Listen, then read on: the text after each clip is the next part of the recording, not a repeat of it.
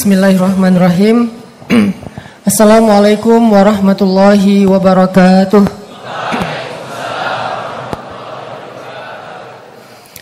Alhamdulillahirabbil alamin. Hamdan katsiran tayyiban kama amar. Asyhadu an la ilaha illallah wahdahu la syarikalah. Wa asyhadu anna Muhammadan abduhu wa rasuluhu la nabiyya ba'dah. Allahumma salli wa sallim wa barik ala sayyidina wa habibina wa maulana Muhammadin wa ala alihi wa sahbihi ajma'in. Radina billahi rabba wa bi Muhammadin nabiyya wa bil islami dina. Rabbi syrah li sadri wa yassir li amri wahlul 'uqdatan min lisani yafqahu qawli. Sehat teman-teman semuanya? Terima kasih buat kesempatan yang sangat istimewa ini bisa ngumpul lagi dengan anak-anak muda Dresan Yogyakarta yang sebagian besarnya masih jomblo fisabilillah, walaupun jomblo tapi tetap di jalan Allah. Karena justru ketika masih jomblo dan kita setia di jalan Allah, berarti kita masuk salah satu di antara 7 golongan syabun nasya'a fi ibadatillah, yaitu 7 golongan orang yang dapat naungan Allah, yaitu golongan kedua, pemuda yang tumbuh dalam ketaatan atau ibadah kepada Allah. Soalnya taat ketika masih sendiri itu lebih rumit daripada taat ketika udah berdua. Kalau sendiri taat gak ada yang dorong-dorong, gak ada yang ngebangunin tahajud, gak ada yang ngebangunin subuh. Bahkan kalau kita tidurnya sampai 3 hari juga gak ada yang bangunin. Tapi kalau udah berdua gak bisa tidur. Gak usah dilanjut. Ya, jadi teman-teman, taat ketika sendiri tuh harus banyak yang dijaga. Jaga pandangan, jaga pikiran, jaga hati. Kalau udah berdua, pandangan gak perlu dijaga. Malah kalau memandang, berpahala. Pikiran gak perlu dijaga. Malah kalau nginget dia terus, berpahala. Rasa gak perlu dijaga. Malah makin cinta, makin berpahala. Jadi beda banget status orang yang masih sendiri sama yang udah berdua. Sehingga dikatakan bahwa menikah itu sebagian dari agama, karena memang banyak sekali kebaikan-kebaikan yang muncul setelahnya. Tapi tenang, hari ini kita gak akan bahas bab itu. Saya lagi kalem. Trauma.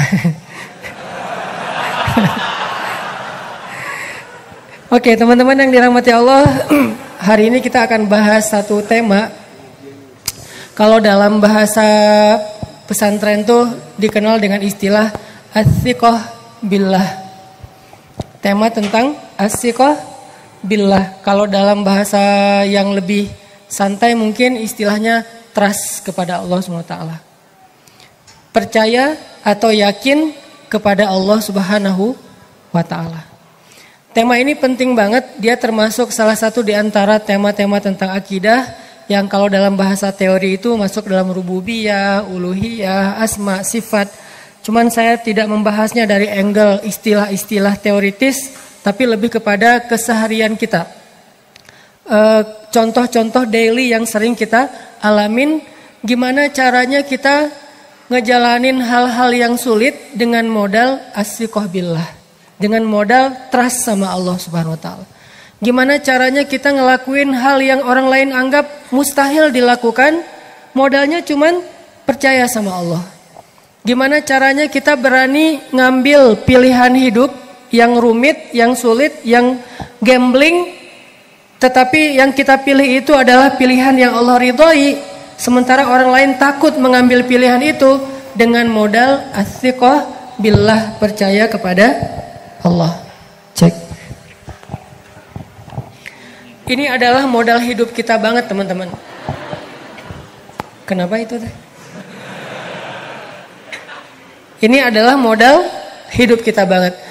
Dan salah satu cara Allah Subhanahu wa taala mentarbiyah atau menyiapkan Rasul-rasulnya sebelum Allah memberikan mereka tugas yang sangat berat, yaitu tugas risalah dan nubuwah, tugas berdakwah, tugas untuk mengajak orang-orang yang kufur, bahkan raja-raja yang zalim kepada Allah. Sebelum Allah mengutus mereka, sebelum Allah memberi mereka amanah dan tugas, maka Allah Subhanahu wa taala akan membekali mereka dengan as-siqah billah. Allah akan bekali para rasul dan para nabi ini dengan iman, percaya sama Allah Subhanahu wa taala. Sehingga ketika nanti mereka mengemban sebuah tugas yang berat kayak dakwah, menghadapi Fir'aun, Namrud, Haman dan seterusnya, mereka tidak lagi galau. Ini gimana nanti kalau, ini gimana nanti jika, dan seterusnya. Kenapa? Karena mereka udah as-siqah billah, udah yakin banget kepada janji Allah Subhanahu wa taala. Nah, hari ini kita akan belajar tajdidul iman, memperbaharui iman dengan tema as-siqah billah, udah percaya aja deh sama Allah Subhanahu wa taala.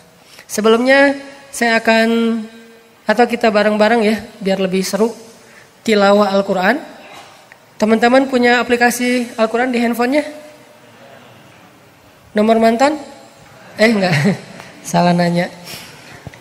Aplikasi Al-Quran di handphone tolong dibuka surat Toha. Surat 20 kita akan baca dari ayat 9. Kita baca dari ayat 9 sampai ayat 46. Surat Toha, surat 20, kita baca dari ayat 9 sampai ayat 46, satu lembar. A'udzu billahi minasy syaithanir rajim. Silakan.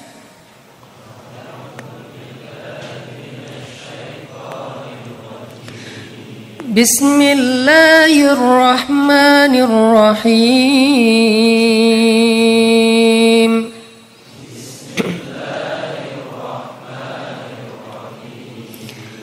Wa hal ataka haditsu Musa.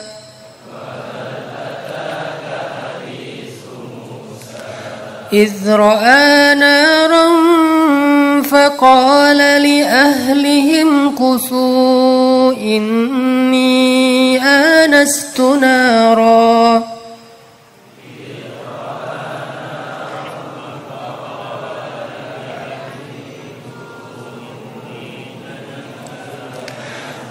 لعلي آتيكم منها بقبس أو أجد على النار هدى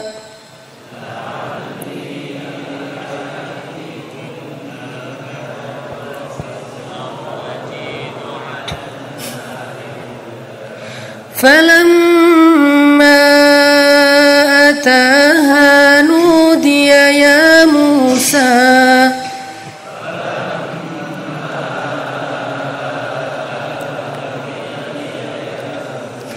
إني أنا ربك فاخلع نعليك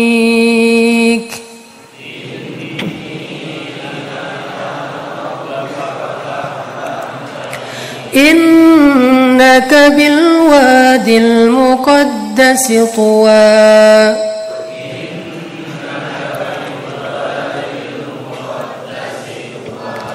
وأنا اخترتك فاستمع لما يوحى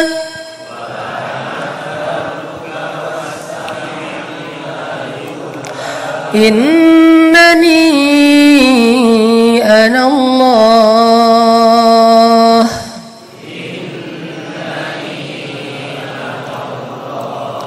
لا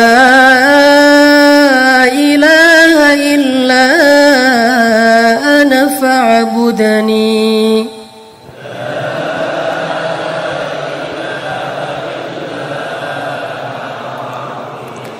وأقم الصلاة لذكري إن الساعة آتية أكاد أخفيها لتجزى كل نفس بما تسعى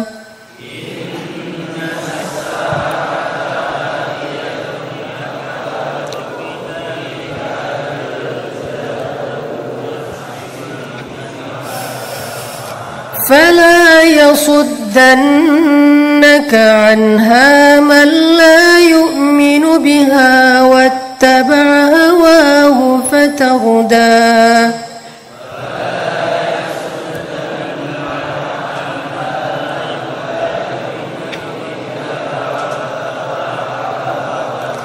وما تلك بيمينك يا موسى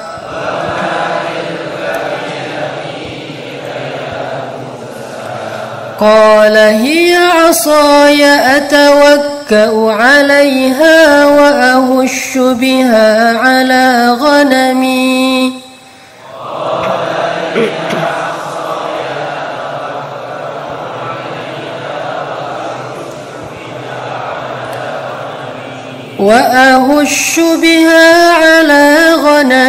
ولي فيها مآرب أخرى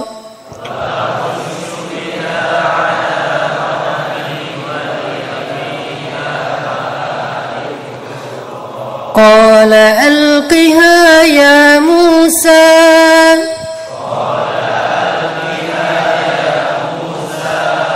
فألقاها فإذا هي حية تسعى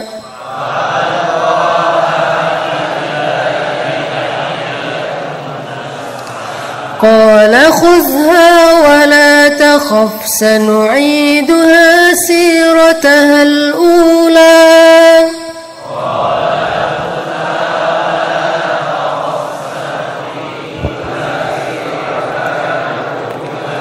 واضمم يدك إلى جناحك تخرج بيضاء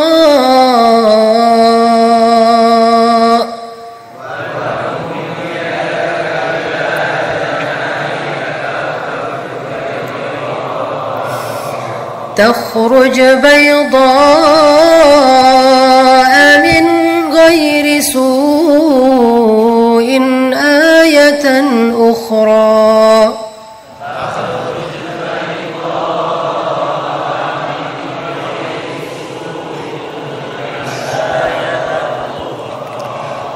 قال رب لنريك من آياتنا الكبرى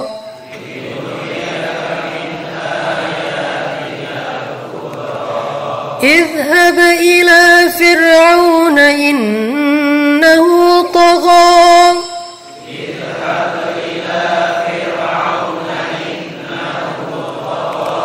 قال رب اشرح لي صدري ويسر لي أمري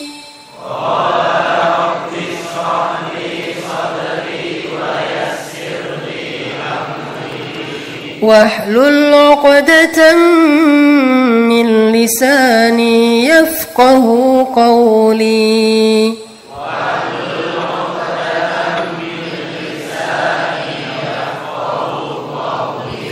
واجعل لي وزيرا من أهلي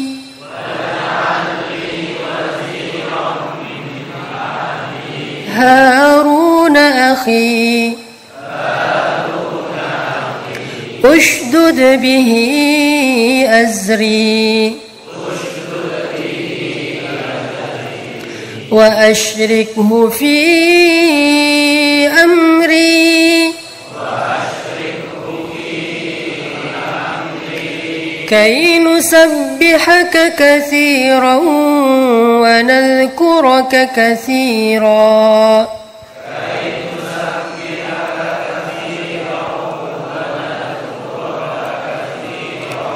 إنك كنت بنا بصيرا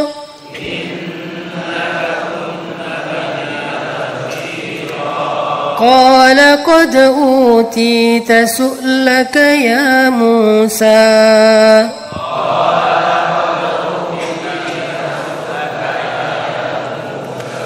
ولقد مننا عليك مرة أخرى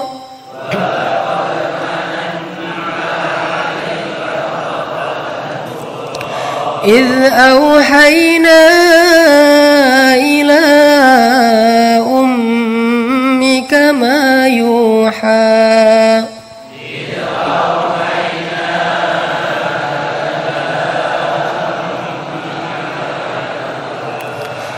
أن اقذفيه في التابوت فاقذفيه في اليم فليلقه اليم بالساحل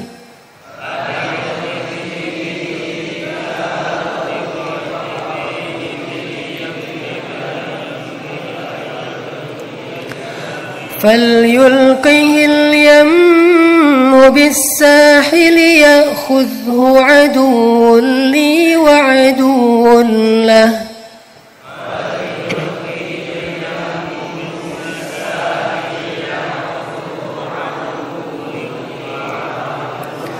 وألقيت عليك محبة مني ولتصنع على عيني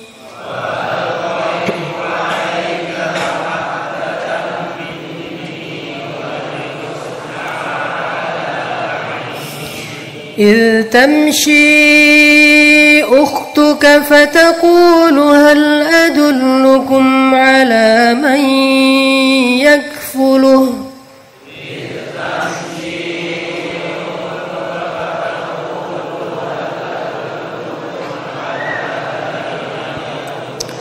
فرجعناك إلى أمك كي تقر عينها ولا تحزن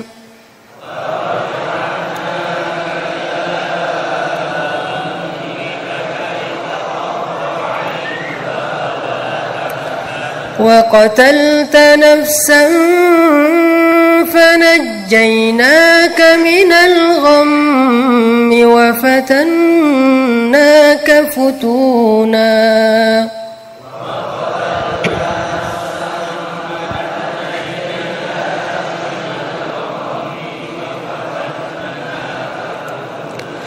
فلبثت سنين في أهل مدين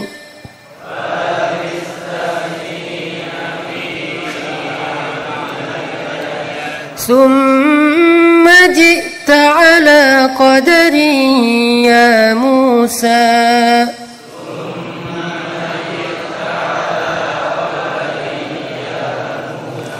واصطنعتك لنفسي اذهب أنت وأخوك بآياتي ولا تنيا في ذكري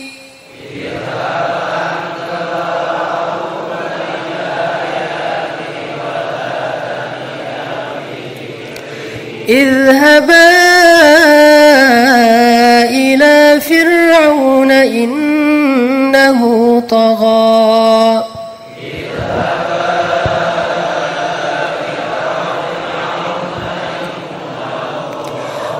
فقولا له قولا لينا لعله يتذكر أو يخشى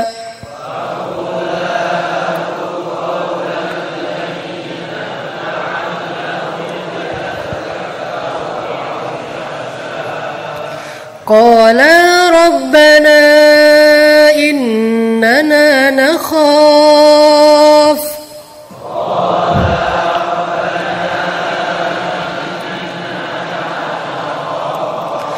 قالا ربنا إننا نخاف أن يفرط علينا أو أن يطغى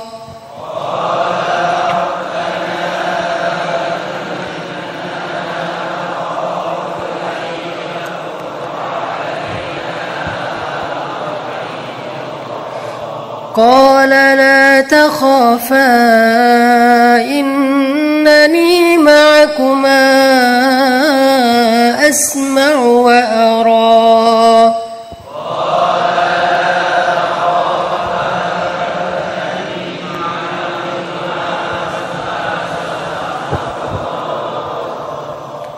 Sadaqallahul azim. Teman-teman yang dirahmati Allah Subhanahu wa taala, kita sering ngalamin satu pengalaman dalam hidup di mana kita kadang dimudahin urusan kita karena ada seseorang yang bisa memotong banyak birokrasi.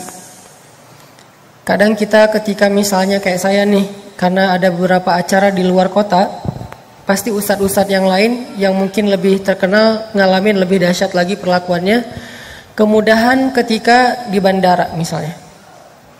Jadi pernah beberapa kali karena jadwalnya terlalu padat, akhirnya teman-teman banyak yang mencoba untuk ngebantu. Salah satunya adalah komunitas teman-teman pekerja di bandara yang udah terbentuk itu, salah satunya di Bandara Surabaya. Mereka bikin komunitas di antara pekerja bandara itu untuk nge-LO-in para ulama atau ustadz yang lagi transit ataupun ada acara di Surabaya. Jadi mulai dari pintu pesawat udah dijemput sama mereka. Harusnya kan jemputnya di luar ya, ini jemput sama panitia ke pintu pesawat. Udah gitu keluar dari situ, bagasinya, baggage tag-nya langsung diambil oleh panitia. Jadi panitia langsung nyewa kayak porter gitu, ngambilin bagasi. Ustadznya langsung masuk ke mobil.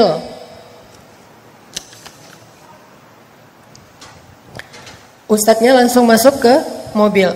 Udah gitu nanti di dalam mobil udah disediakan misalnya LO, kalau misalnya ustadznya butuh apa-apa langsung kontak dengan panitia, misalnya mau makan di mana, mau transit di mana dulu, atau mau ke kamar dulu istirahat, mandi, siap-siap. Terus mobilnya jalan dikawal sama forrider, dikawal sama patwal. Jalan lampu merah karena pakai petugas, mungkin dia ada perlakuan khusus atau gimana, ada aturan, lewat, macet lewat sampai ke venue atau ke hotel lebih cepat dari biasanya. Gitu juga nanti pas beres. Kadang-kadang dalam satu hari ada 2 kota, jadi harus terbang langsung. Kayak misalnya kemarin dari Pekanbaru, Batam, Dumai terus terbang lagi ke Jakarta misalnya. Itu udah disediain sama teman-teman forrider dari venue ke bandara. Terus kalau agak telat dikit nggak apa-apa karena udah di-check-inin duluan di bandara. Di bandara bagasi masuk, ustadznya masukin ke kayak business lounge gitu, terus masuk ke pesawat, udah disediain tempat duduk yang hot seat misalnya. Semua kemudahan ini karena apa? Karena ditolong oleh teman-teman, ditolong oleh murid-murid, ditolong oleh manusia. Jadi saya akhirnya kadang-kadang ngerasa gini teman-teman, dalam dunia nih, dalam urusan hidup kita, ditolong oleh teman aja, ditolong oleh manusia aja, urusan kita bisa jadi begitu mudah. Gimana kalau ditolong oleh Allah Subhanahu wa taala? Itu yang nolongin teman loh, manusia, bukan pencipta, bukan penguasa, bukan pemilik, bukan pemelihara, cuman manusia biasa yang kebenaran qadarullah dia punya akses dalam pekerjaannya. Mungkin dia seorang aparat, mungkin dia emang pekerja bandara, mungkin dia emang pilot, mungkin dia adalah pramugari segala macam. Cuman manusia aja nolongin kita, hidup kita tuh jadi mudah banget. Gimana kalau Allah yang nolongin kita? Dan pastinya pertolongan dari manusia ini Allah juga, dibalik semua itu kehendak Allah. Allah yang menggerakkan hati mereka untuk akhirnya nawarin support, nawarin jasanya. Allah yang menggerakkan hatinya untuk mencintai guru-gurunya. Akhirnya dimudahin. Semua ini dibalik segala sesuatu kebaikan ada Allah Subhanahu wa taala. Jadi ini menjadi sebuah pengalaman buat saya. Alam yajidka yatiman fa'awa wa wajadaka dhallan fahada wa wajadaka ailan fa'aghna. Dalam kasus paling kecil sampai kasus paling besar kayak gitu. Alam yajidka yatiman, bukankah kamu tuh sendiri turun dari pesawat bingung mau kemana ya bu, mau kemana, sendiri tuh nggak ada teman. Akhirnya alam yajidka yatiman fa'awa, Allah berikan kamu Teman-teman dijemput sama LO, dijemput sama orang bandara. Wa wajadaka dhallan, bingung nih mau kemana ya? Terus nanti jalannya lewat jalan mana ya? Nanti kalau macet gimana? Fahada, Allah kasih jalan. Wa wajadaka ailan fa'aghna, kamu dalam keadaan kekurangan, mau tinggal di mana, mau nginep di mana, mau makan apa? Akhirnya Allah Subhanahu wa taala ngasih kecukupan. Ini semua bukti kalau Allah berkehendak nolongin kita, hidup kita tuh bakalan sangat-sangat mudah, teman-teman. Jadi kalau kita percaya, misalnya Ustadz, saya pernah diundang ke sebuah daerah yang agak terpencil. Terus saya bilang, maaf jadwal saya agak padat. Jadi kalau misalnya tempatnya berjauhan, khawatir kasihan dengan teman-teman yang udah nunggu di acara berikutnya. Sementara flight yang terbang ke wilayah itu seminggu cuman mungkin sekali apa 2 kali gitu. Sementara jadwal saya nggak cocok dengan jadwal flightnya, jadwal penerbangan. Akhirnya salah seorang kepala daerah di wilayah itu bilang, Ustadz tenang aja nggak apa-apa, nanti saya sediakan pesawat pribadi, jet pribadi. Nanti begitu Ustadz landing di bandara yang besar, langsung dijemput sama teman-teman, masuk ke jet pribadi beliau, terbang ke wilayah itu tanpa harus mengikuti jadwal pesawat domestik. Nanti kalau udah beres langsung diantarin lagi Ustadz, sehingga Ustadz sama sekali nggak perlu khawatir akan telat di acara berikutnya. Insya Allah aman Ustadz. Saya karena tahu beliau seorang penguasa di situ, dan banyak orang yang bilang emang dia punya pesawat pribadi, trust kan, percaya kan? Ya udah deh, karena saya percaya saya ambil jadwal ini. Tapi saya nggak bisa lama-lama ya, nggak apa-apa Ustadz, sebentar juga nggak apa-apa, nyapa aja teman-teman anak muda. Ya udah saya ambil. Kenapa saya mengambil sebuah jadwal di tempat yang terpencil dengan schedule yang sebetulnya nggak cocok? Karena saya percaya kepada yang ngundang, percaya kepada yang memfasilitasi. Apakah kita punya rasa percaya yang sama kepada yang memfasilitasi hidup kita di dunia? Sehingga kita mengambil pilihan-pilihan yang menurut kita agak sulit, tapi menurut Allah itulah yang terbaik. Kan banyak pilihan dalam hidup kita yang berat ya. Pacaran atau halalin. Berat gak sih itu? Berat banget. Antara kita putusin, bukan pacaran, putusin atau halalin. Itu kan berat. Menghalalkan butuh waktu, butuh meyakinkan orang tuanya. Kadang-kadang udah bertahun-tahun gak yakin-yakin nih orang tuanya nih. Jadi artinya kalau gak bisa menghalalkan berarti memutus. Itu juga nanti kalau saya putusin diambil orang, kesalip sama temen, gimana nih? Ditikung yang lain udah pada nunggu nih, kapan kita putus, kapan kita putus. Begitu putus langsung diambil sama teman, gimana? Ini soal trust kepada Allah Subhanahu wa taala.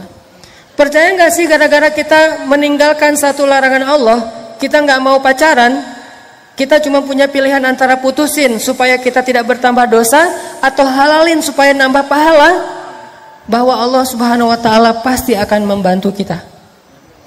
Ini adalah akidah challenge, teman-teman. Jadi bukan keke challenge ya.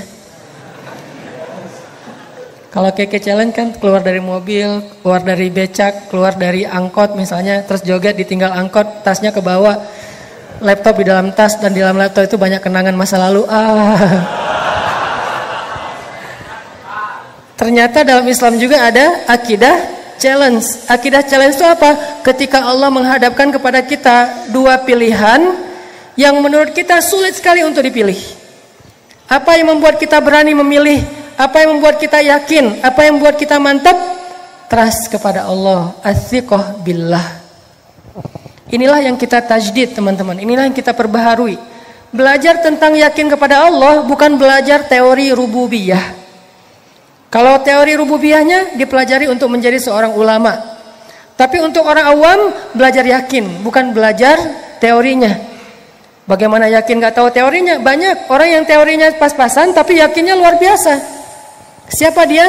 Salah satunya Bilal bin Rabah. Bilal tahu tentang akidah itu cuma satu kata, ahadun ahad. Kalau kita kan tahu banyak istilah ya, termasuk ayat-ayatnya kita hafal. Surat Al-Ikhlas itu paling ikhlas lah ya.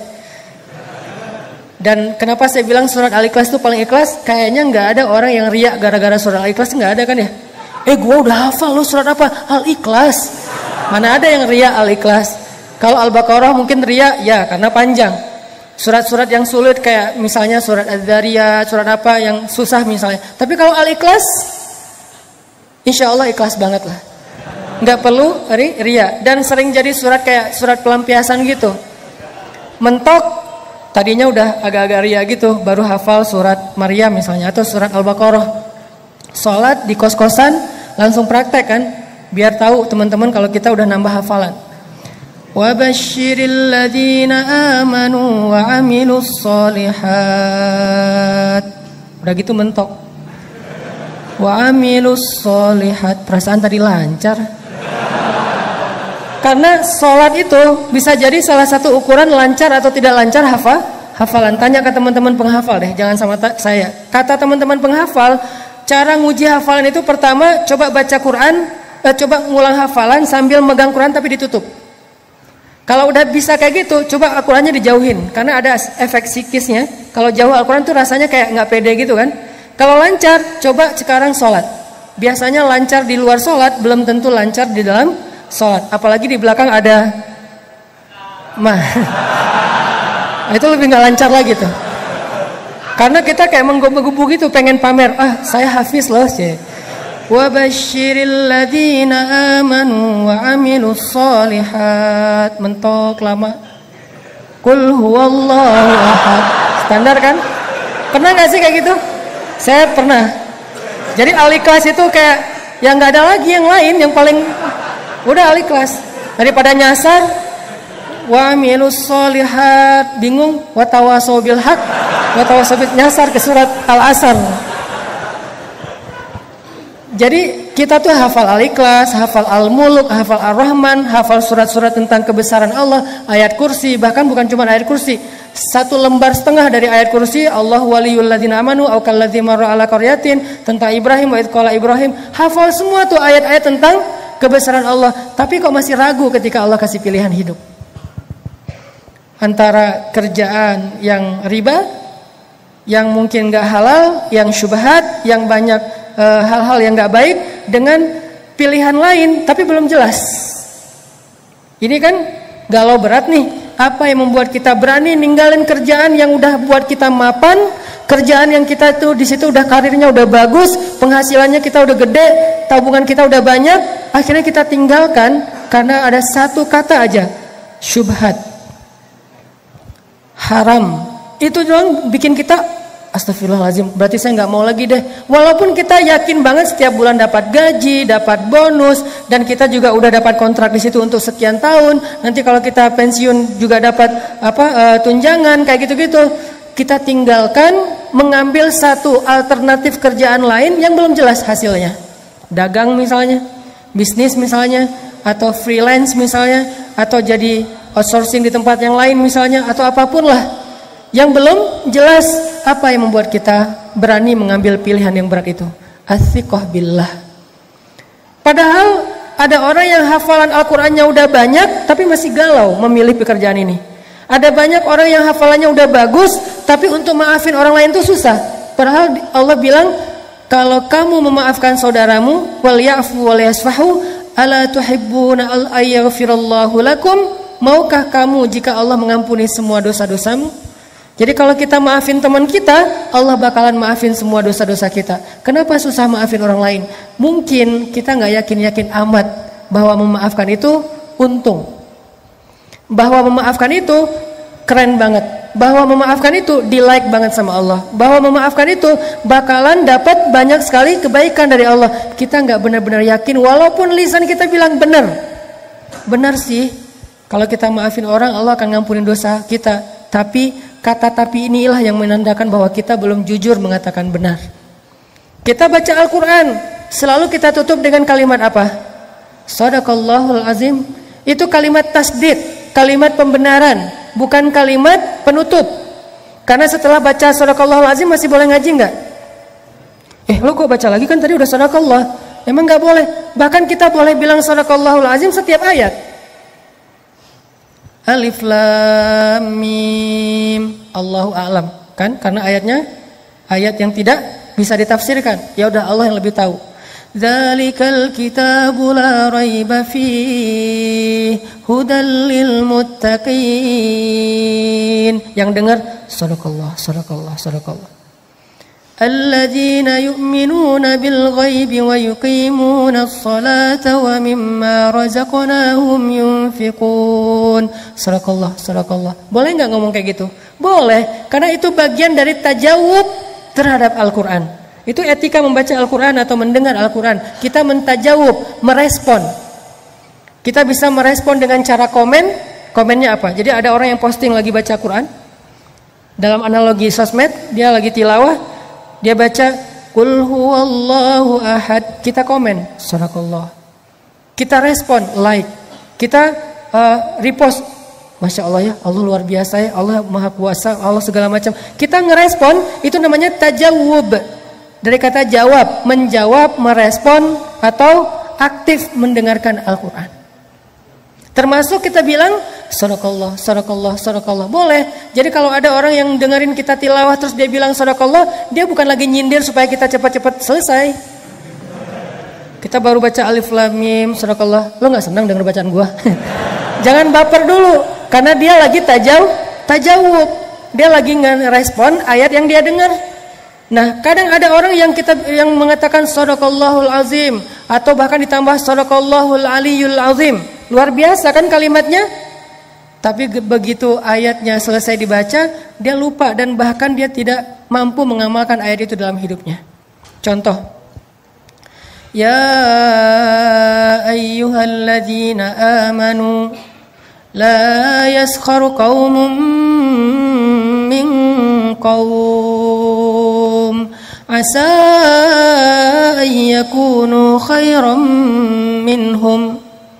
Sadaqallah. Kita ngomongnya sadaqallahul azim. Tapi begitu kita nggak suka sama seseorang, kita nggak tahan untuk tidak membicarakan dia. Ijtanibu katsiran minadh-dhann.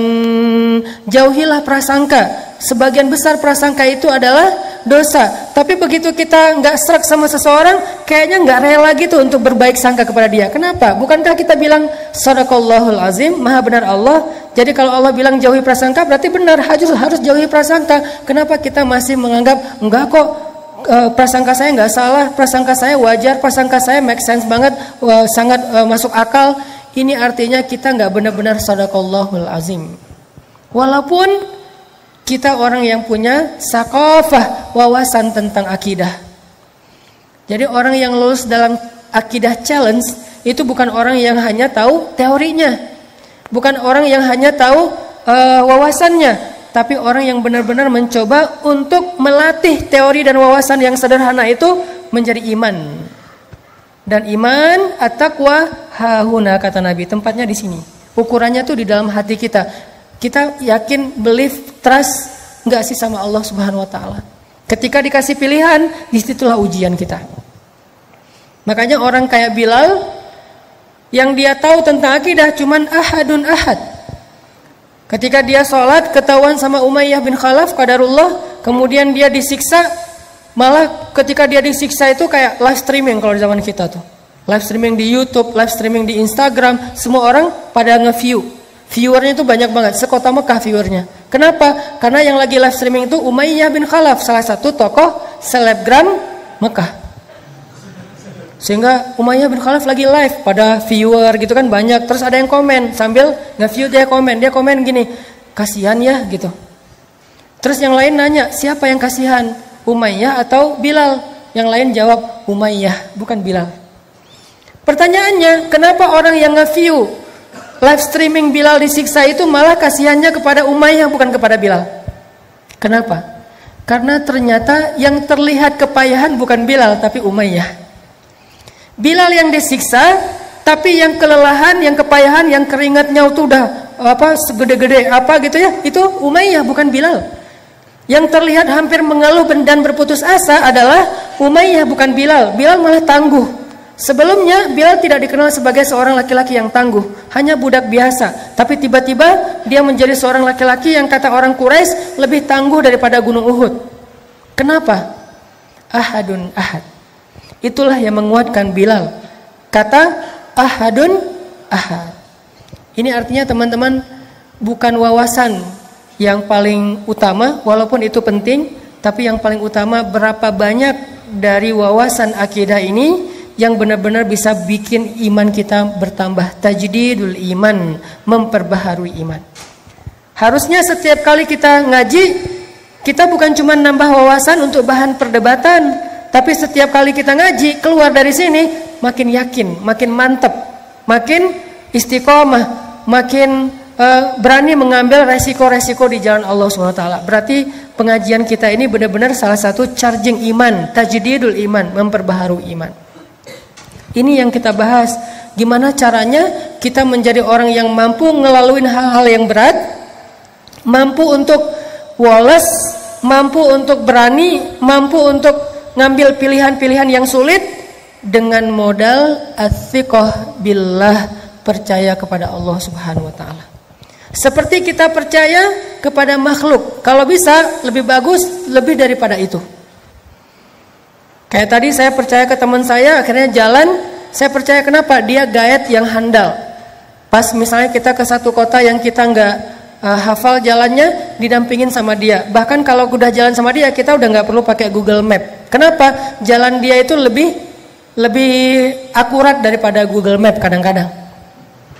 Kadang-kadang kan Google Map juga dia ngasih jalan yang mungkin udah belum diupdate, ternyata jalan itu udah ditutup. Kenapa ditutup? Lagi ada acara pengantenan. Google Map tahu? Nggak tahu. Kan Google Map nggak mengupdate setiap hari. Dia mungkin sebulan sekali atau entah berapa bulan sekali. Ya Allahu alam, saya nggak ngerti.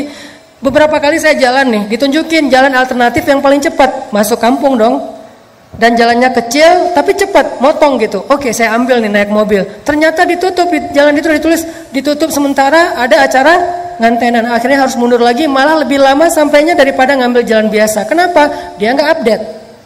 Teman saya yang orang daerah situ tahu banget, Ustaz jangan lewat situ, lagi ada acara ngantenan, di situ lagi ditutup jalannya, di situ lagi banjir, di situ lagi apa, lagi rusak atau apa. Dia lebih update. Sehingga pas saya jalan, saya trust banget sama dia. Udah nggak apa-apa dah, ikutin aja nasihat dia. Apakah kita trust kepada Allah kayak kita trust kepada dia? Sehingga ketika Allah mengatakan jangan yang ini buat bikin kamu celaka, ini aja jalan yang lurus, ini aja jalan syariat, ini aja jalan yang baik, yang bahagia. Kita memilih jalan yang dipilih oleh Allah karena kita percaya Allah lebih tahu yang mana yang paling baik buat kita. Allah yang lebih update perubahan dinamika dalam kehidupan kita ketimbang diri kita sendiri. Allah lebih update, bukan hanya update, Allah lebih tahu masa depan yang bahkan belum terjadi. Sehingga kita percaya kepada Allah, analoginya kayak kita tadi percaya kepada teman orang lokal situ yang tahu banget jalan yang paling cepat untuk sampai ke lokasi. Ini namanya ats-tsiqah billah. Gimana membangun ini supaya kita bisa ngejalanin hidup lebih mantap? Gimana ngebangun ini biar kita nggak gampang galau? Gimana ngebangun ini kalau kita lagi sedih berat?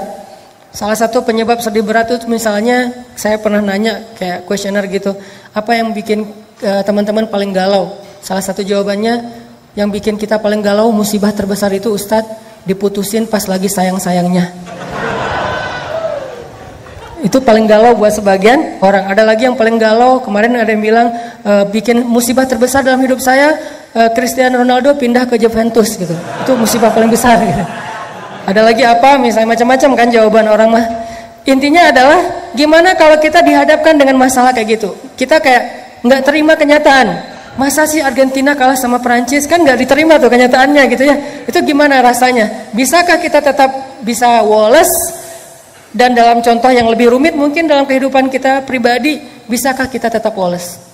Gimana rasanya? Gimana caranya woles ketika kita di grup? Tadi lagi rame nih di grup WA kita nih. Kita masuk grup geng SMA misalnya, atau geng SMP atau SD atau TK atau playgroup lah, terserah. Jadi ada grup nih, satu geng, terus kayak ada yang broadcast sesuatu, yang lain pada respon gitu kan, chat rame apa. Kita lihat, oh banyak chat nih, kita masuk. Begitu kita komen, yang tadi rame tiba-tiba senyap. Itu gimana perasaannya? Perasaan tadi lagi heboh gitu, oh, segala macam. Ada yang habis masak terus posting, gua masak ini loh. Yang lain pada mau. Pas kita, waduh pinter masak ya, diem. Sekali kayak gitu. Besok heboh lagi, kita komen, diem lagi. Sampai akhirnya diemnya seminggu, 2 minggu, itu grup sepi. Ternyata apa yang terjadi? Mereka bikin grup baru dan cuman kita doang yang gak dimasukin ke grup itu gimana perasaan kita? Kan sakit hati banget ya. Itu benar-benar wah kecewa banget lah. Akhirnya kita bukan hanya live group, kita del semua kontak mereka. Cuman satu kontak yang udah di del tapi masih keinget. Gak bisa move on soalnya. Jadi di del dari handphone tapi di dalam benak masih keinget aja. Kenapa? Soalnya dulu saya yang beli kartu prabayarnya. Intinya teman-teman, gimana kita mengkondisikan rasa di hati kita kalau kita lagi diuji kayak gitu. Kalau kita lagi diuji dengan ujian zulzilu, diguncang perasaan kita dengan celaan orang, dengan makian orang, dengan teman-teman yang ngejutekin kita, dengan teman-teman yang ngebully kita, dengan teman-teman yang ngediamin kita di grup dan seterusnya, dengan teman-teman yang tiba-tiba unfollow kita, dengan teman-teman yang tiba-tiba nge-haters kita di komen. Gimana kita ngejalaninya? Satu-satunya yang bikin kita kuat adalah as-siqah billah. Udah serahin aja sama Allah. Serahin aja sama Allah. Karena kalau Allah udah turut ikut campur, itu udah luar biasa. Lebih bagus cara Allah daripada cara-cara kita. Ini yang dibangun lewat belajar iman, belajar tajdidul iman, as-siqah billah. Coba teman-teman renungkan lagi kisah hijrah Nabi Sallallahu Alaihi Wasallam. Ada yang unik dalam hijrah Nabi itu. Saya kadang-kadang berpikir, kalau baca sejarah sirah itu kan saya suka mencoba mengimajinasikan sirah ya. Gak suka baca sirah sekadar data perang Badar 313 lawan 1000. Nabi lahir tahun ini, kemudian menikah tahun ini, usia sekian. Ini data sejarah, belum menjadi persepsi sejarah. Harusnya sejarah itu membangun persepsi kita, cara berpikir, bukan hanya sekedar wawasan dan data. Cuman adegan biasa. Saya coba memikirkan, kenapa ya Nabi hijrahnya sama Abu Bakar? Ada orang bilang, gak usah tanya, ya udah emang kayak gitu. Bukankah sejarah Rasulullah itu adalah untuk orang-orang yang berpikir? Afala ta'qilun qul siru fil ardi summanzuru. Perhatikan, kenapa Rasulullah SAW hijrahnya dengan Abu Bakar? Kenapa Nabi nggak hijrah bareng dengan Umar aja biar aman? Kan gitu ya. Coba lihat gimana Umar hijrah. Umar sebelum hijrah posting. Captionnya, ya ahla Makkah, ya ma'syara Quraisy, wahai penduduk Mekah, wahai pemuka Quraisy, dimention satu-satu, @Abu_Jahal, @Abu_Lahab, semuanya diposting apa, dimention sama dia satu-satu tuh banyak banget yang dimention, Abu Jahal, Abu Lahab, Abu Sufyan, pokoknya semuanya dimention. Fa'lamu anni muhajir, ketahuilah saya mau berhijrah. Itu Umar, mau hijrah aja posting. Siapa yang pengen istrinya jadi janda, anaknya jadi yatim, tunggu saya di bukit belakang itu. Terus di Sherlock sama Umar. Biar nggak kesasar, jelas gitu. Di mana harus nunggu. Umar kan, ada yang berani komen nggak? Nge-like aja doang yang lain. Kalau nggak suka pun diam aja. Nggak ada Abu Jahal, Umar, wah habis lo Umar, Umar misalnya apa? Dia marah-marah nggak berani. Apalagi mentahzir Umar, nggak ada yang berani. Kenapa? Umar ditakuti di Mekah. Umar itu jawara Mekah, salah satu di antara petarung Mekah yang terkenal, Umar, Khalid, Hamzah. Kalau Nabi pengen hijrahnya aman, harusnya bareng Umar dong. Sehingga ketika Nabi hijrah bareng Umar, Umar langsung instastory, gua lagi bareng dengan Rasulullah nih. Pengen hijrah ke Madinah, ada yang berani nunggu gua di jalan? Nggak ada yang berani kan? Kan aman hijrah Nabi, kenapa nggak bareng Umar aja? Itu pertanyaan saya. Wah, kenapa nggak dengan Umar ya? Kalau kayak gitu kan Umar aman banget, hijrahnya serombongan, nggak ada yang berani nungguin, semuanya mulus jalannya. Kenapa nggak dengan Umar? Atau kalau Umar mungkin bukan keluarga Nabi, walaupun nanti jadi sahabat dekat, kenapa nggak dengan Hamzah? Yang secara status di Mekah sama kayak Umar, ditakuti, jawara juga, pemanah ulung, pemburu, hunter.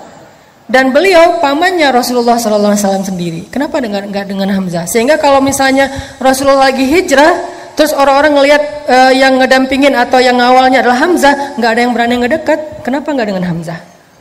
Atau kenapa nggak dengan Utsman? Supaya dikasih fasilitas hijrah yang nyaman, dikasih mobilnya Alphard. Kemudian nanti di perjalanan di rest area itu pilih rest area yang paling bagus, ada bisnis lounge-nya, bisa duduk nyaman, nggak perlu susah-susah, nggak akan kehujanan, nggak akan kepanasan. Karena Utsman orang kaya, kenapa nggak dengan Utsman? Atau kenapa nggak dengan tokoh-tokoh lain yang punya pengaruh di dalam kabilah orang Mekah? Kenapa Abu Bakar As-Siddiq? Satu, secara fisik Abu Bakar itu nggak seperti Umar bin Khattab. Beliau nggak lemah, karena kalau dibandingkan kita Abu Bakar lebih tangguh. Soalnya Abu Bakar gitu-gitu mujahid. Tapi di antara orang Mekah, beliau tidak dikenal sebagai petarung. Kenapa Abu Bakar yang dikenal sebagai orang yang paling lembut? Kenapa Abu Bakar yang hartanya udah habis? Iya, Abu Bakar itu pernah jadi orang kaya, tapi sekarang lagi jatuh miskin sejak membantu dakwah Nabi, terutama habis diboikot selama 3 tahun. Kenapa Abu Bakar yang secara kabilah beliau berasal dari suku Taim. Suku Taim itu salah satu suku yang paling lemah di Mekah. Sementara Umar, Utsman, yang lain-lain itu suku-suku yang kuat di Mekah. Kenapa Abu Bakar? Supaya Rasulullah SAW mengajarkan kepada kita tentang athiqah billah, bukan athiqah bi Umar, bukan athiqah bi Khalid, bukan athiqah bi Hamzah, bukan athiqah bi Utsman, bukan athiqah bi Abdurrahman bin Auf, tapi athiqah billah. Hijrah nggak dikawal oleh orang-orang yang tangguh, nggak difasilitasi atau diendos oleh Utsman bin Affan, tapi hijrah murni mengandalkan pertolongan dari Allah Subhanahu wa taala. Itulah pelajaran dalam hijrah Nabi. Sehingga yang dibawa Abu Bakar As-Siddiq. Kenapa Abu Bakar? Karena di antara semua umat Islam, bukan sahabat aja, semua umat Islam, iman Abu Bakar itulah yang paling kuat. Sampai Nabi mengatakan kalau ditimbang iman Abu Bakar di satu timbangan, iman umat Islam di satu timbangan, maka iman Abu Bakar lebih berat. Maka yang diajak Nabi untuk berhijrah itu adalah sebaik-baik teman yang paling taat kepada Allah, yaitu Abu Bakar As-Siddiq. Hijrah nih bareng dengan Abu Bakar. Diam-diam Ali disuruh tungguin rumah Nabi, tidur di tempat Nabi. Jalan bareng Abu Bakar malam-malam ketika orang udah pada tidur. Terus jalannya kemana? Ikhtiar. Nggak langsung ke Madinah, malah menjauh dari kota Madinah, masuk ke dalam sebuah lubang yang kita kenal dengan Gua Sur. Sembunyi di dalam gua itu. Kemudian bikin skenario. Nanti Asma binti Abu Bakar nganterin makanan setiap hari kepada Rasulullah. Kemudian Abdurrahman kalau nggak salah, atau Abdullah anaknya Abu Bakar, yang mencari tahu berita tentang orang Mekah ada apa. Dia jadi kayak jasus, jadi kayak agen gitu. Kenapa Nabi begitu rumit mau hijrah aja? Padahal kalau hijrah bareng Umar nggak serumit itu. Ini Nabi lagi ngajarin kita tentang trust kepada Allah SWT. Hijrah kita walaupun maknanya berbeda, kita tidak pindah dari satu tempat ke tempat yang lain, tapi kadang punya resiko yang sama, teman-teman. Setelah kita hijrah, kita ditinggalin teman-teman, ditinggalin geng di masa lalu kita. Setelah kita hijrah, kita jadi nggak punya pendapatan, penghasilan sebesar yang sebelumnya. Setelah kita hijrah, kita jadi malah mungkin dengan keluarga mulai agak ada cekcok, dengan pasangan mulai renggang kayak gitu-gitu. Ini adalah resiko-resiko ketika kita mengambil pilihan yang rumit, yang sulit dalam hidup kita. Apakah kita berani melakukannya karena athiqah billah, percaya kepada Allah? Ini yang dilakukan Nabi SAW. Sehingga ketika beliau sembunyi di dalam gua Sur, kemudian Abu Jahal mengumumkan, kata Abu Jahal, siapa yang bisa membawa pulang Muhammad hidup atau mati, maka akan aku hadiahkan 100 ekor onta. Kalau 1 ekor onta harganya 100 juta, berarti berapa? 10 miliar ya. Akan aku hadiahkan minimal nih, karena harga onta yang dipakai untuk ke luar negeri itu di atas 100 juta. Kalau yang 40 juta, 50 juta itu onta potong. Ya, onta juga ada onta kampung, ada onta potong. Kalau onta potong harganya sekitar 40 juta. Kalau onta yang dipakai rihlah itu biasanya di atas 100 juta. Kebayang nggak? Siapa yang bawa pulang Muhammad hidup atau mati dikasih 10 miliar? Siapa yang nggak mau? Akhirnya semua pembunuh-pembunuh bayaran yang tadi ngelihat itu lagi trending topik di sosial media, mereka semuanya langsung bergerak. Tadinya pada nongkrong-nongkrong di tempat mereka masing-masing, ada yang minum-minum, tiba-tiba kata temannya, ada sayembara tuh, nangkap Muhammad hidup atau mati, terus hadiahnya apa? 10 miliar, semuanya bangkit. Serentak semua pembunuh bayaran di kota Mekah mencari Rasulullah SAW. Gimana rasanya? Dicari oleh pembunuh bayaran. Kalau ketemu antara dibawa hidup ataupun dalam keadaan mati, nyari. Salah satu pembunuh bayaran paling legend yang ada di Mekah namanya Suraqah bin Malik. Itu paling legend. Gimana legendnya? Gak ada yang gak kenal Suraqah. Kalau Suraqah udah muncul, pada kayak bisik-bisik, Suraqah. Kenapa? Saking legendnya. Suraqah dekat, ada yang foto diam-diam. Wah, gue bareng Surokoh, padahal Surokoh juga nggak tahu apa-apa gitu ya, saking pengen nambah followers misalnya, wah gue ketemu pembunuh bayaran yang paling legend. Kayak kalau selama ini mungkin ada beberapa yang dulunya pernah jadi ketua mafia, ketua geng, ketua preman di beberapa daerah, terus udah hijrah, udah taubat, dianggap sebagai legend kan, kadang-kadang wawancara gitu. Walaupun udah taubat, kalau dia datang ke sebuah warung kan langsung hening tuh warung. Kenapa? Wah ada fulan misalnya gitu kan ya, akhirnya pada kayak respect gitu, kayak segan misalnya. Itulah Surokoh, terkenal sebagai pembunuh bayaran paling legend di kota Mekah. Dia tahu jejak banget, dia pembaca jejak, dia bisa tahu nih jejak udah berapa lama ngelewat jalan ini.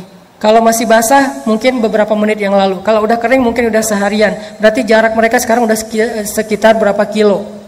Bahkan Surokoh bisa tahu jejak onta atau kuda yang di atasnya itu laki-laki atau perempuan, orang dewasa atau anak-anak, duduknya normal atau meronta-ronta sebagai tawanan perang. Dia bisa tahu jejaknya acak, hancur, atau jejaknya rapih.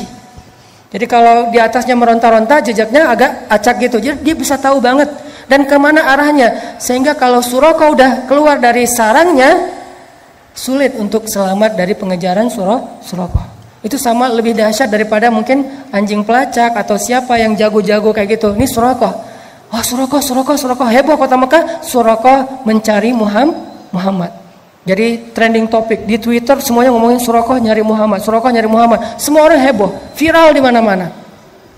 Akhirnya Nabi dengan Abu Bakar sembunyi di dalam Gua Thur. Beneran ternyata Surokoh akhirnya datang ke Gua Thur, berdiri bersama sekelompok para pemburu tepat di mulut gua, dan Nabi ada di bawah kaki mereka.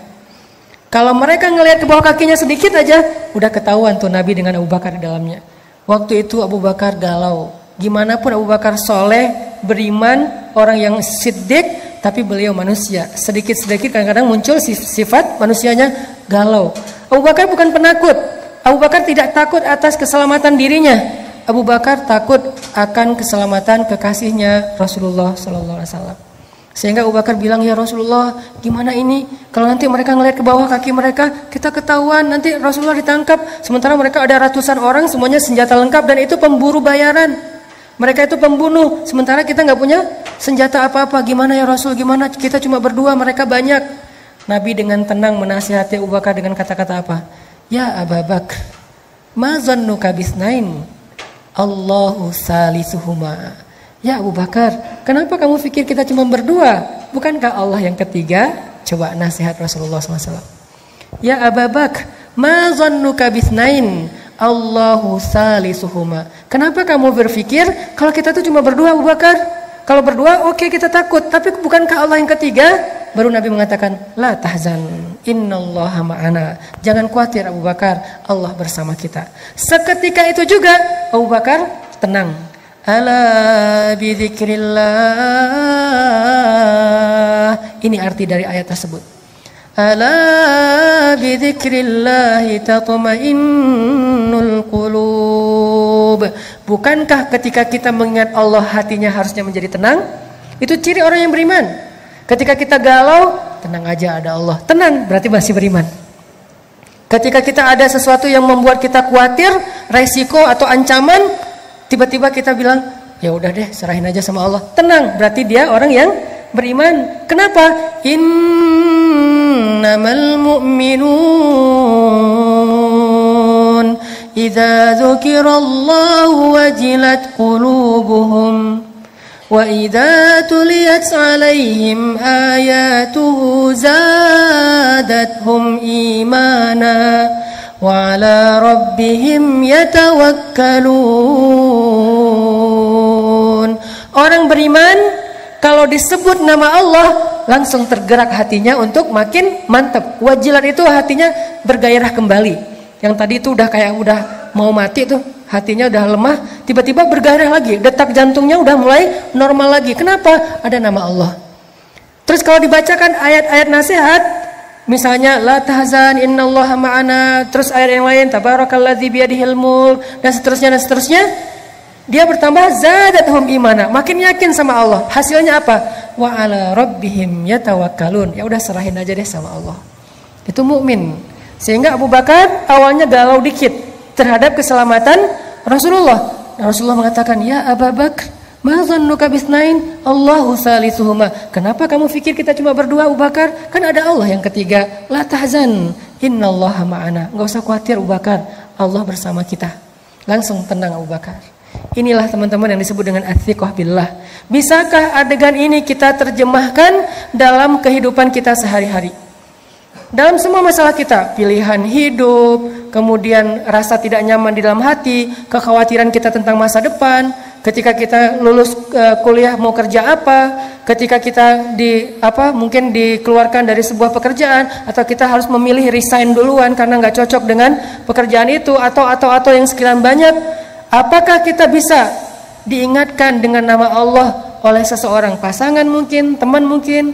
Kalau istri kita bilang, "Pak, gak usah khawatir, Allah tahu apa yang Papa lakukan. Allah pasti bersama Papa." Alhamdulillah, tenang jadinya ya.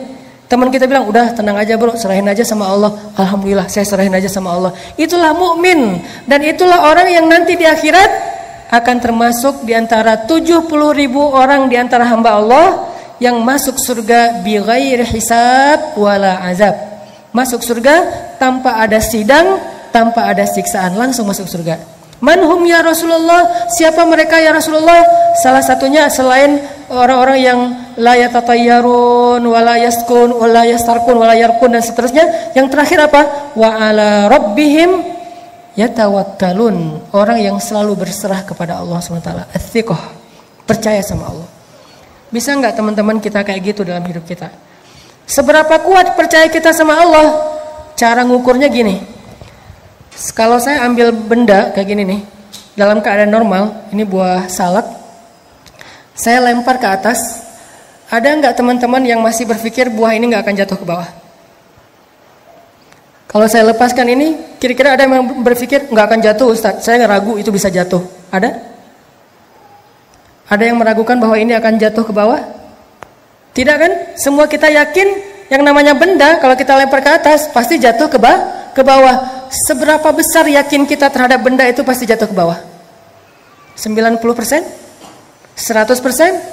Sekarang coba bandingkan dengan yakin kita kepada Allah. Harusnya yakin kita kepada pertolongan Allah seyakin kita kepada benda yang kalau dilempar pasti jatuh ke bawah. Gak mungkin gak? Kalau bisa lebih dari itu lebih keren. Segitu aja tuh udah keren. Bisa gak kita segitu yakinnya sama Allah? Tenang aja udah, kalau sama Allah beres. Kalau sama Allah gampang, kalau sama Allah pasti bagus, kalau sama Allah itu pasti ada jalan keluar, kalau sama Allah itu pasti bahagia, kalau sama Allah itu yakin, saya yakin benda yang kalau kita lempar ke atas pasti jatuh ke bawah, tidak ada satu ruang dan celah pun untuk ragu. Itu baru athiqah billah. Kalau kita udah ada di tahapan itu, kita akan melihat banyak sekali keajaiban-keajaiban Allah terjadi dalam hidup kita.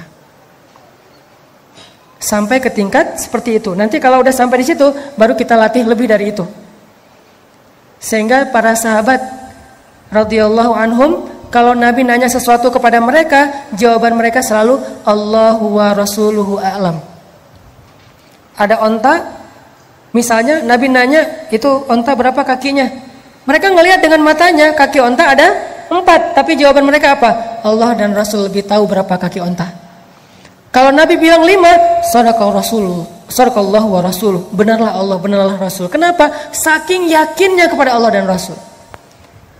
Ini namanya athiqah. Dan athiqah inilah yang selalu menjadi modal kemenangan, kesuksesan, kebahagiaan, dan keberuntungan orang-orang yang beriman dalam banyak kesulitan. Dan salah satu kesulitan yang paling rumit itu adalah perang Badar yang direkam oleh Allah di dalam surat Al-Anfal. Sehingga surat Al-Anfal dikenal juga dengan nama Suratul Badar, surat perang Badar. Surat perang Badar. Sebelum Allah Subhanahu wa taala memberi kejutan-kejutan kemenangan dalam perang Badar, Allah pengen nguji dulu athiqahnya para sahabat kepada Allah. Coba teman-teman buka deh surat Al-Anfal, biar kita nanti bisa ulang-ulang di dalam bacaan kita atau di rumah. Bahwa surat ini adalah surat ngajarin kita tentang akidah challenge. Ini salah satu contoh akidah challenge di surat Al-Anfal. Coba lihat ayat 7. Coba lihat ayat 7. Surat Al-Anfal. Surat Al-Anfal itu surat ke-8 ayat 7. Ini akidah challenge nih di ayat 7. Ketika para sahabat dikasih pilihan sama Allah. Apa kata Allah? Wa idh ya'idukumullahu ihdat ta'ifataini annaha lakum wa tawadduna anna ghayra dhati syawkati takunu lakum wa yuridullahu an yuhiqqal haqqa bikalimatihi wa yaqta'a dabiral kafirin. Ini akidah challenge. Apa artinya? Dan ingatlah kisah ketika Allah menjanjikan kepada kalian salah satu dari dua golongan yang akan kalian hadapi adalah bagian kalian. Sedangkan kalian menginginkan bahwa golongan yang tidak memiliki kekuatan senjatalah yang menjadi bagian kalian. Tetapi Allah ingin membenarkan yang benar dengan ayat-ayatnya dan memusnahkan orang-orang yang kufur sampai ke akar-akarnya. Apa yang terjadi? Coba nanti baca lagi sirah perang Badar secara utuh dari awal sampai akhir. Kan skenario awal dari perang Badar itu apa teman-teman? Karavan dagang Abu Sufyan baru pulang dari Syam, ngelewatin jalur dekat kota Madinah. Apa yang dibawa oleh karavan dagang ini? Karavan dagang ini membawa hasil jualan harta orang-orang muhajirin yang diambil alih, dirampas oleh orang Quraisy, termasuk Abu Sufyan, sebelum Abu Sufyan masuk Islam. Jadi ketika kaum muhajirin hijrah ke Madinah, pasar mereka, ternak mereka, kebun mereka, rumah mereka, aset mereka dijarah, diambil alih oleh orang-orang Mekah, orang-orang Quraisy seperti Abu Jahal dan yang lainnya. Lalu dijual ke Syam. Nah sekarang pulang dari Syam membawa hasil keuntungan dari rampasan itu. Sehingga Nabi SAW mengajak orang-orang muhajirin, ayo kita ambil kembali harta kita. Itu skenario awalnya. Ayo kita cegat karavan dagangnya Abu Sufyan dan kita rampas kembali harta milik kita. Sahabat semangat, siap ya Rasulullah, Allah Akbar, semangat gitu. Kenapa? Karena yang akan mereka hadapi itu karavan dagang, bukan tentara, bukan prajurit. Mudah untuk mengalahkannya dan keuntungannya besar kalau kita menang. Ternyata Abu Sufyan juga punya mata-mata. Langsung dia tahu informasi Nabi akan cegat, dia ngasih tahu ke Abu Sufyan ngirim orang cepat untuk menghubungi Abu Jahal. Kalau dulu kan nggak bisa telepon-teleponan ya, akhirnya ngirim orang, Abu Jahal datang untuk mengawal karavan dagang. Dengan apa? Dengan satu pasukan yang isinya adalah pembunuh bayaran. Yang isinya sebagiannya adalah pembunuh bayaran, sisanya petarung-petarung hebat, termasuk senior-senior ada di dalamnya. Pasukan yang jumlahnya 1.000 orang kurang lebih. Sekarang ada dua target. Satu karavan dagang yang mudah dilumpuhkan dan untungnya besar. Satu lagi pasukan perang yang sulit dikalahkan dan untungnya kecil. Apa yang mau diambil dari pasukan perang? Paling ghanimahnya ya gitu-gitu aja. Pedang, perisai, onta. Kalau ini emas, sutra, segala macam kan ya. Wa idh ya'idukum, ketika Allah memberikan kalian pilihan ta'ifatain, dua kelompok, mana yang kalian inginkan? Ternyata kaum muslimin menginginkan yang mana? Manusiawi, yang tetap Abu Sufyan, Rasul kita nggak usah beralih ke yang lain, ini aja istiqomah dari awal kan emang pengennya ini kan emang rencana awal kita pengen mencegat karavan dagangnya Abu Sufyan, ngapain sih harus ngadapin Abu Jahal, udah biarin aja ntar dia juga pulang sendiri kalau dia nungguin kita nggak datang. Para sahabat memilih ini, ternyata Allah memilih yang Abu Jahal. Disinilah kaum muslimin galau, ada yang kecewa. Coba baca ayat sebelumnya, gimana bentuk kegalauan mereka. Ayat 5. Kama akhrajaka rabbuka min baitika bil haqq wa inna fariqam minal mu'minina lakarihun. Apa kata-kata terakhirnya? Lakarihun, benar-benar gak suka. Itu perasaan Ahlu Badar, itu perasaan kaum muslimin, dan itu bukan orang Islam biasa loh. Awalun, as-sabiqun al-awwalun minal muhajirin, itu awalunnya muhajirin. Lebih dahsyat daripada awalunnya ansor, dan kedua-duanya keren. Was-sabiqun al-awwalun minal muhajirin wal ansar. Allah memuji mereka di banyak ayat. Kuntum khaira ummatin ukhrijat linnas. Khairun nas qarni. Allah memuji, Rasulullah memuji mereka kan? Ternyata sempat galau juga. Itulah manusia. Lakarihun, mereka gak suka dengan pilihan ini. Berat sekali. Karih itu artinya benci. Cuman terjemahannya kalau benci agak kurang pas nih. Minimal mereka gak suka. Aduh kok jadi kayak gini ya? Kok jadi kayak gini ya? Terus ayatnya apa? Yujadilunaka fil haq. Mereka mendebat kamu dalam hal yang benar. Masih ada yang protes. Rasul, bener ini ya Rasul pilihan kita. Rasul kok kita jadi kayak gini? Rasul kok kita gak seperti yang kemarin? Rasul kok kita udah berubah? Ini adalah reaksi-reaksi para sahabat ketika Allah kasih pilihan yang lain, bukan pilihan yang pertama. Yujadilunak, mujadalah itu artinya berdebat. Yujadilunaka fil haqqi ba'dama tabayyan ka'annama yusaquna ilal mauti wa hum yanzurun. Gimana rasa enggan mereka? Mereka protes kepada Nabi, kemudian seolah-olah mereka seperti orang yang dihalau kepada kematian dan mereka melihat malaikat kematian itu atau malaikat maut. Ini kan sebuah gambaran ya, gimana beratnya kaum muslimin terhadap pilihan ini. Kayak orang dibawa ke satu tempat mau dieksekusi mati. Dan mereka melihat tiang gantungan, melihat algojo yang dengan parang yang tajam, seolah-olah mereka mau dibawa ke sebuah tempat eksekusi mati. Begitu enggannya mereka datang terhadap pilihan Allah Subhanahu wa taala. Akhirnya Nabi mengumpulkan mereka semuanya, ahlu Badar. Nabi menasihati mereka, Nabi membacakan ayat ini kepada mereka. Akhirnya mereka baru sadar, lalu sami'na wa ata'na. Kami ikut pilihan Allah dan Rasul. Ini maksud dari innamal mu'minun idza dzukirallah wajilat qulubuhum. Tadi mereka galau, lalu diingatkan dengan nama Allah, wahai kaum muslimin, ini pilihan Allah, taatlah sama Allah, ambil aja pilihan Allah walaupun berat. Wajilat qulubuhum, hati mereka tiba-tiba menjadi bergairah. Wa idza tuliyat alaihim ayatu zadatuhum imana, bertambah iman mereka. Wa ala rabbihim yatawakkalun, akhirnya mereka berserah kepada Allah. Ya udah kami ikuti cara Allah, sami'na wa ata'na. Hasbunallah wa ni'mal wakil. La haula wa la quwwata illa billah. Itu yang terjadi kepada ahlu Badar. Allah mau nguji dulu, mereka sikoh enggak sih sama Allah?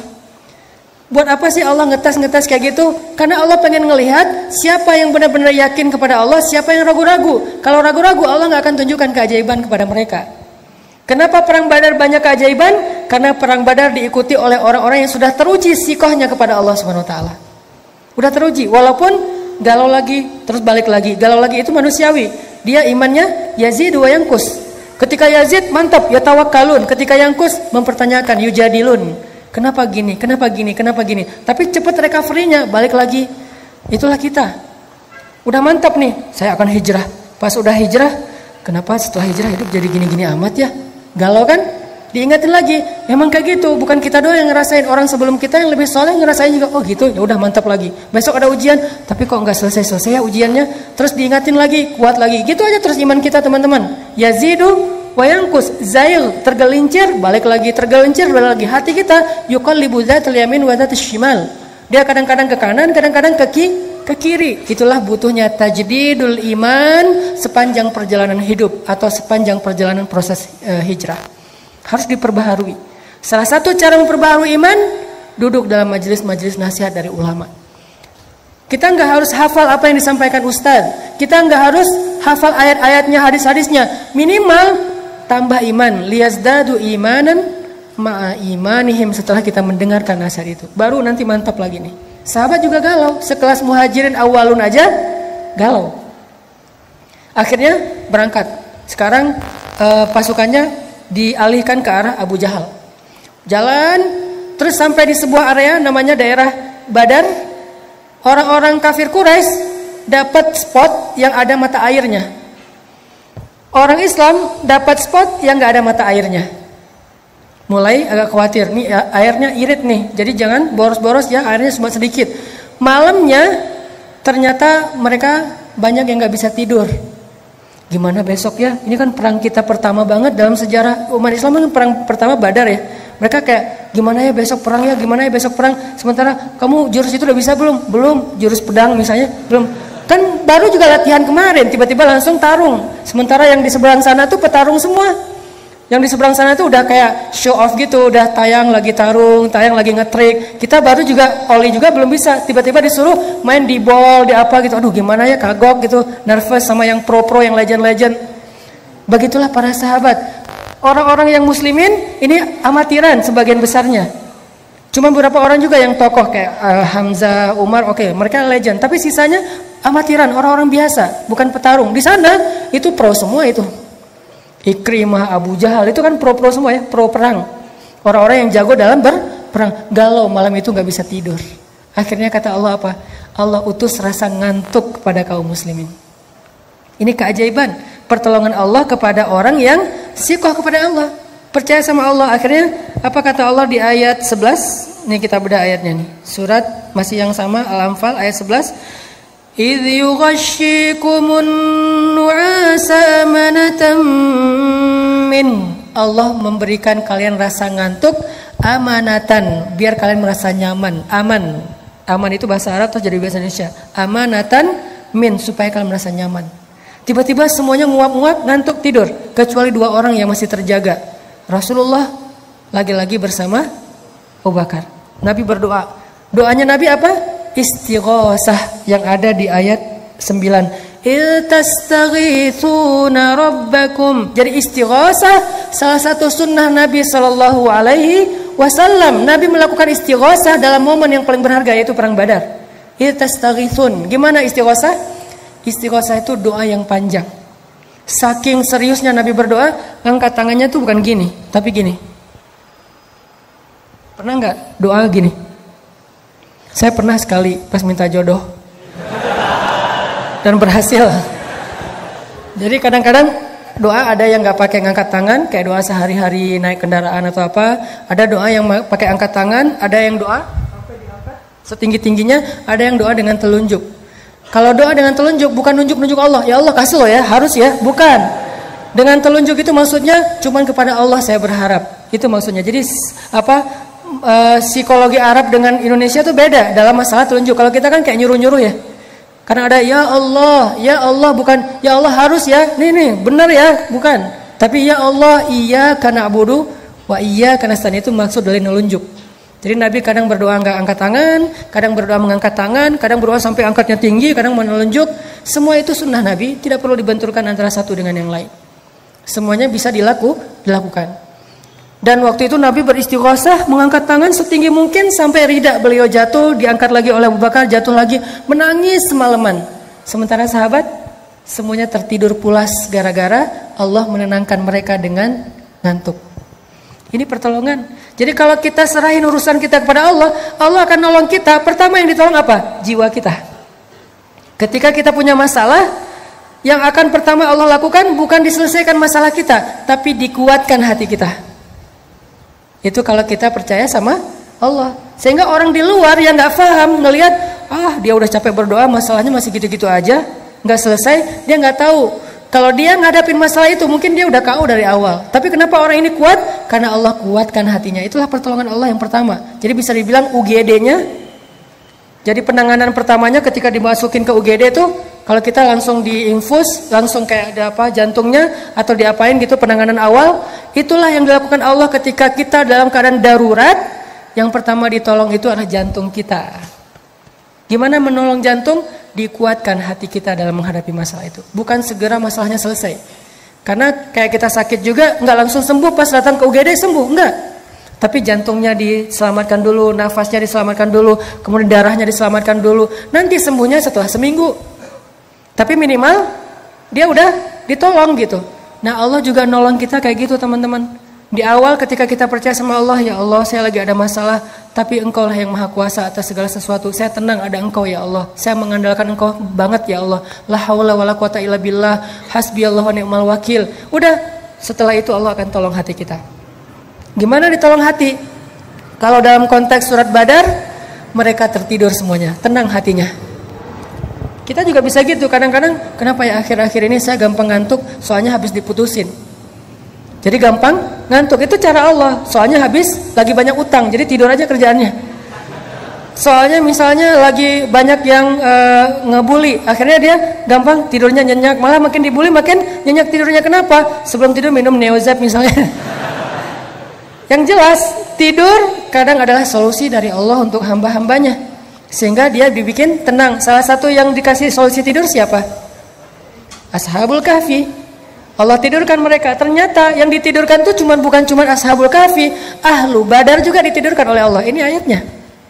Idh yughashshikumun nu'asa amanatan min. Cuman tidurnya nggak sampai 300 tahun. Tapi pesan moralnya sama, tidur yang membuat mereka nyaman, amanatan, menjadi tenang mereka. Selesai sudah masalahnya? Belum. Setan juga nggak nyerah, teman-teman. Habis itu setan datang dalam mimpi mereka. Jadi tadi setan gak bisa yuwaswis ketika mereka sadar karena Allah bikin mereka ngantuk. Sekarang setan yuwaswis ketika mereka tidur. Masuk dalam mimpi mereka satu-satu setan. Kan setan itu ya jerima jerodam kan. Dia ngalir dalam aliran darah manusia. Dia bikin mimpi sahabat tuh jadi mimpi basah. Maaf. Akhirnya sebagian besar sahabat malam itu saking nyenyaknya tidur bangun-bangun dalam keadaan janabah junub. Mimpi basah. Siapa yang ngerjain itu? Setan. Kok usah nyalahin setan? Emang salah? Salahnya apa? Siapa suruh jadi setan? Satu-satunya suuzon yang berpahala adalah suuzon kepada setan. Dan satu-satunya husnuzon yang berdosa adalah husnuzon kepada setan. Ustaz jangan salahin setan, kasihan. Setan gak ada apa-apa kok. Enggak, itu husnuzon kepada setan gak boleh. Harus suuzon. Kayak Yusha, muridnya Musa. Ketika jalan touring bareng dengan Musa mau nyari guru kan, Khidir, terus tiba-tiba di tengah jalan ikan yang dipegang sama Yusha berenang lagi padahal udah mati. Terus Yusha lupa nyeritain itu ke Musa. Jalan pas udah lapar, Musa bilang mana ikan kita? Aduh saya lupa. Apa kata-kata Yusha dia dalam ayat itu? Wa ma ansanihu illa asyaitanu an adzkurah. Tidak ada yang membuat saya lupa akan peristiwa itu kecuali setan tuh, kata Yusha. Apakah Musa bilang, kok kamu nyalahin setan sih, nyari kambing hitam deh? Enggak kan? Kenapa? Karena setan emang untuk disalahin. Jadi ketika ada dua orang, teman sahabat, cowok cewek dan bukan mahram ya. Mereka salah satunya misalnya si cowoknya nelfon, aku anterin ya. Jangan deh, aku tunggu jemputan aja. Tapi lama, nggak apa, aku anterin kok. Kamu nggak percaya sama aku? Bukan nggak percaya sama dia, nggak percaya sama setan. Jadi kalau kita menjaga hubungan kita jarak dengan lawan jenis, walaupun dia sahabat karib kita, ipar kita, sepupu kita, kita bukan nggak percaya sama dia, kita percaya banget sama dia, tapi kita nggak percaya sama setan. Itu analogi berpikirnya. Sehingga jangan sampai kita menganggap teman kita yang nggak mau jalan bareng kita, nggak mau semobil dengan kita, seolah-olah dia kayak ngeraguin kita. Bukan. Jangan suuzon dulu, jangan menjudge. Karena dia sangat yakin sama kita, sangat percaya sama kita, tapi dia sangat ragu kepada setan yang ada di antara kita. Sehingga dua orang yang sama-sama soleh bisa aja tergelincir bukan karena niat buruk, tapi karena mereka memberi kesempatan kepada setan untuk menggoda mereka. Akhirnya setan datang, sahabat pada mimpi basah, janabah, pas bangkit dari tidurnya mereka harus mandi junub. Sementara air kurang. Ini gimana nih, kita harus mandi junub tapi nggak ada air. Mulai galau yang kedua nih, galau yang ketiga, 3 kali galau. Gimana kita akan berperang? Katanya ini perang suci tapi kita kotor. Katanya kita akan menghadapi musuh sementara kita juga najis. Gimana ini? Galau berat. Akhirnya Allah turunkan apa teman-teman? Hujan. Luar biasa ya cara Allah nolong. Coba lihat ayatnya. Masih ayat 11. Wa yunazzilu 'alaikum minas samaa'i ma'an liyutahhirakum bih wa yudhhiba 'ankum rijzasy syaitan. Allah turunkan air dari langit sehingga para sahabat tiba-tiba langsung bisa mandi janabah di bawah hujan. Dan mereka bertakbir Allahu Akbar, Allahu Akbar. Dan hujan itu anehnya lokal banget. Cuman di campnya para sahabat doang. Camp seberang tuh nggak hujan. Yang camp seberang gini aja. Kok di sana hujan sih? Yang di sini hujan, di sana kering. Itu kayak gitu banget cara Allah ngasih rezeki ya. Keajaiban ini muncul gara-gara dari awal mereka sudah lulus ujian athiqah billah. Jadi kalau kita memulai satu urusan kita dengan thiqah billah, udah serahin aja. Lika-likunya tuh Allah ya akan ngasih kejutan. Banyak banget kejutan-kejutan indah. Udah selesai di situ belum? Udah pada mandi, udah pada segar, malah lebih segar daripada sebelum tidur gitu ya. Udah segar banget. Pas mau menghadapi musuh, mereka ngelihat musuh ini tangguh-tangguh dengan, kan kaum muslimin dalam perang Badar yang pakai kuda itu cuma 2 orang kalau nggak salah, sisanya jalan kaki. Sementara musuh sebagian besarnya pakai kuda dan onta. Pakai perisai, pakai baju besi, pakai pedang yang lebih panjang, lebih gede daripada kaum muslimin. Kan gentar juga nih ngelihat musuh yang gagah-gagah. Gagah-gagah juga ya. Akhirnya apa? Allah tolong lagi. Tiba-tiba pas mereka ngelihat ke langit, mereka ngelihat barisan cewek-cewek, maaf, bukan, barisan malaikat. Barisan malaikat berbaris di langit. Jangan lihat ke atas. Saya aja yang udah punya pasangan. Insya Allah aman. Ntar gak dibukain pintu. Ternyata pas ngelihat ke langit, itu udah banyak barisan malaikat. Jadi menurut saya perang Badar yang paling benar itu logikanya bukan 300 lawan 1000. Karena kaum muslimin itu bukan 300 orang. 300 orang plus 1000 malaikat. Jadi perang Badar itu yang benar adalah 1300 lawan 1000. Karena ditambah malaikat. Sebetulnya satu malaikat juga cukup loh kalau kita mau berpikir logis ya. Allah ngapain sih banyak-banyak, ngirim satu aja udah cukup lah. Untuk ngalahin musuhan cuma dihembus aja kan habis ya. Kenapa sampai 1000? Karena tujuan malaikat diturunkan bukan cuma untuk membunuh musuh, tapi menenangkan kaum muslimin. Kayak gitu banget kan Allah memperlakukan orang yang beriman. Dikirim 1000 malaikat yang turun berduyun-duyun, pakai ikat kepala hijau, kemudian pakai jubah putih, kemudian mereka menyambar dengan cepat seperti angin, sehingga kaum muslimin ngeliat, perang belum mulai kok udah pada duluan sih, malaikat duluan yang jalan.